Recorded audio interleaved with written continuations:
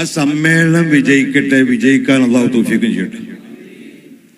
അൽ ഹജ്ജു അൽ അറഫ എന്ന് പറഞ്ഞ മാതിരി സമസ്ത കുലിയിലേക്ക് യാതൊരു സംശയമില്ല.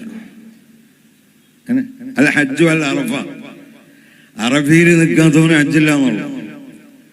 അപ്പൊ കുനിയയിൽ നമ്മുടെ എല്ലാ പ്രവർത്തകന്മാരും എത്തിപ്പെടണം. വണ്ടിക്കൂലില്ലെങ്കിൽ എന്നോട് പറഞ്ഞാൽ മതി,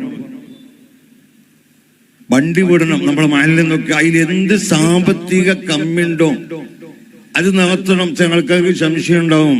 ഞാൻ വെറുതെ പറഞ്ഞല്ല, ഞാൻ എന്തെങ്കിലും പറയുന്നത് ശ്രദ്ധിക്കുക. അത് കുറച്ച് മുലമാരുട്ടികളും കുറച്ച് മുദരിസമാരും കുറച്ച് മുഅല്ലിമീങ്ങളെ അതിനുണ്ടാവുള്ളൂ. അതും പൂതി കരുതണ്ട. ജനങ്ങൾക്ക് കാര്യം മനസ്സിലായിട്ടുണ്ട് സമസ്ത എന്താന്നുള്ളത്.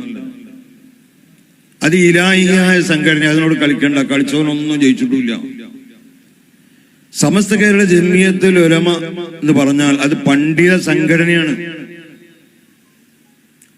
അത് ഉയർന്നുകൊണ്ടിരിക്കും. നമ്മളൊക്കെ ഇപ്പോൾ മരിച്ചു നിൽക്കുക. ഇൻഷാ അല്ലാഹ് ഖിയാമത്ത് നാൾ വരെ ആ സംഘടന.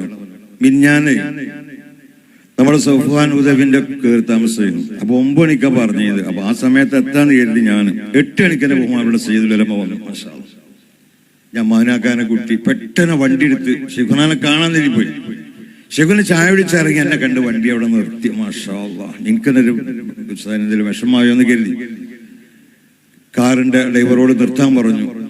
ഇത് സുലൈമാൻ ഉസ്താദിനോട് പറഞ്ഞു, നിങ്ങളെ കണ്ടേക്കാൻ ഉസ്താദിന് ഈ ഭാഗത്ത് വന്ന വീട്ടിലേക്കാരും ഭക്ഷണം. ഞാനൊരു മഹാനായിട്ട് കാണുന്ന മൂപ്പരാണ്. കാരണം കാറ് നിർത്തി കയ്യിന്റെ തലം വെച്ചിട്ട് അല്ലാഹു തആല ആഫിയത്തുള്ള ദീർഘായുസ്സേറ്റ് ബഹുമാനപ്പെട്ട ഖുതുബുസ്സമാൻ മമ്പറം നിങ്ങളുടെ തലയിൽ കൈവച്ച മതിയാ ഞാൻ മനസ്സിലാക്കിയിട്ടുണ്ട്. അതുവരെ എനിക്കൊരു അസ്വസ്ഥ ഉണ്ടായിരുന്നു.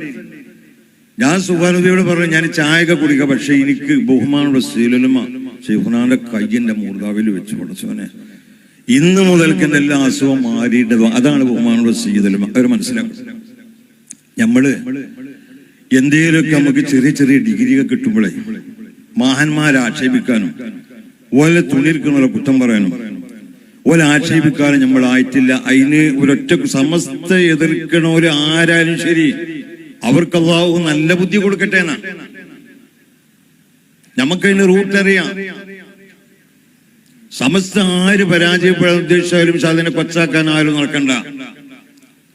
സമസ്ത ഉണ്ടായിട്ടാണ് മറ്റ് രാഷ്ട്രീയ പാർട്ടി കൂടെ ഉണ്ടാക്കിയിട്ട് മനസ്സിലാക്കിക്കൊള്ളുണ്ടോ. അതിങ്ങനെ കുറച്ച് ഉസ്താദുമാരുണ്ടാവും, ഓലെ മഹലിൽ നിന്ന് പിരിച്ചുവിട്ട സംഗതി നടക്കും എന്നൊക്കെ ചില ആളുകൾക്ക് ഒരു പൂതിണ്ടെങ്കിൽ ആ പൂതിയൊക്കെ മനസ്സിൽ വെച്ചോളൂ. ഞാൻ വൃത്തമായി പറയുന്നു, മരിക്കണത് വരെ